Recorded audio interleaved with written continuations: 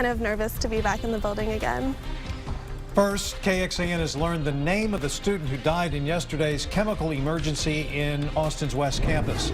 20-year-old Richard Thanh Truong did not survive. 11 others needed medical treatment after exposure to hydrogen sulfide. A property manager taken to the hospital is back on the job today, and KXAN's Phil Prazen takes a deeper look at the actions emergency crews took during this operation.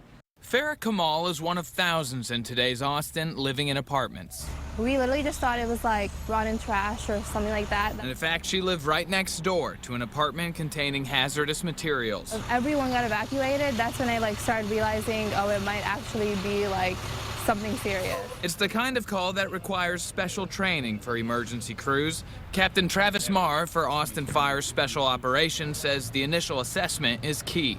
Firefighters responding to 21 Pearl suspected hydrogen sulfide right away. Very confined environment, they can be deadly. But as you get out of that confined environment, as things reduce, they can become more of an irritant. That information told firefighters they could enter the room, but only with their breathing apparatus already going. It's a completely closed circuit, so they breathe in air from the bottle, and then it breathes out into the ambient air, but everything that they breathe is contained in the cylinders. They decided to use their protect in place strategy and to not go around knocking door to door. We opened up doors and windows, we ventilated, so we pushed air into to reduce those levels to make it safe, and then we evacuate everybody when it's actually a safer way to do it. I have to give props to them. They handled it all very efficiently. That's why Farah Kamal had to leave the building, but was able to come back and stay in her own bed that same night. Phil Prazen, KXAN News. Austin Fire has 3 levels of hazardous material training: awareness, operation, and technician.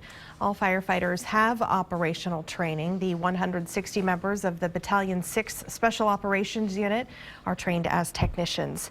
The Austin Apartment Association also recommends property managers prepare for this kind of situation to make sure you stay safe. They say a plan must be in place for how to respond to hazardous chemical exposures, and it should be passed on to the residents. There should also be an on-call manager who can implement this plan at any time. And they say property managers should track how all chemicals are used in a building, including items needed to clean apartment pools.